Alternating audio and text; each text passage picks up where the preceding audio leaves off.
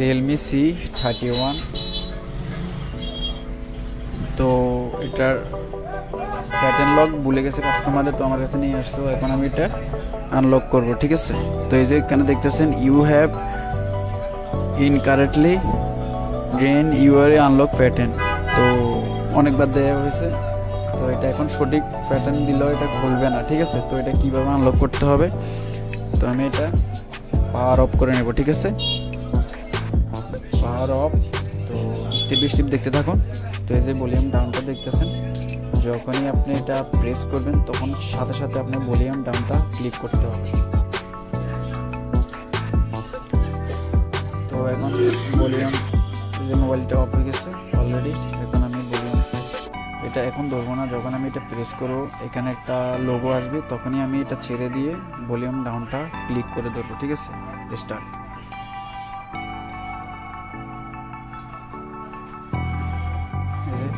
Power button টিপে আমি এখন ভলিউম ডাউনটা টিপে ধরে রাখছি, ঠিক আছে। এখানে রিকভারি মোড আসবে, তো এই যে চলে আসলো রিকভারি মোড।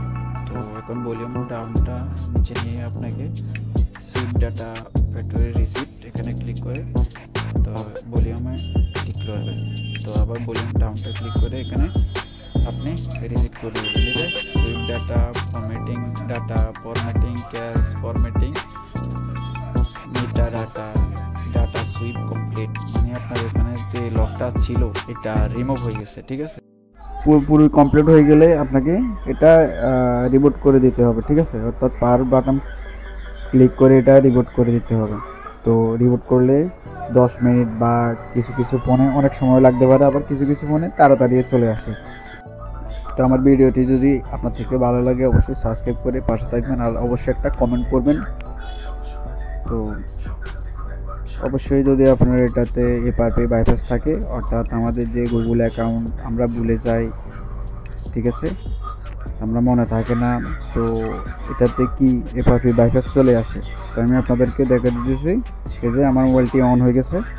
তো এই যে কর্নারে একটা লক আইকন দেখতেছেন, এটা হচ্ছে যে এফআরপি, অর্থাৎ আপনার এটাতে জিমেল অ্যাকাউন্ট আছে। আপনি যদি জিমেল সঠিক অ্যাকাউন্ট না দেন তাহলে এটা বাইপাস করা লাগবে, ঠিক আছে। তো বাইপাস করতে হলে অবশ্যই আমার চ্যানেলে ভিজিট করুন, আমার চ্যানেলে এটা রয়েছে কীভাবে এটা বাইপাস করতে হবে। তো এখানে আমি ওয়াইফাই কানেক্ট করে দিচ্ছি আপনাদেরকে।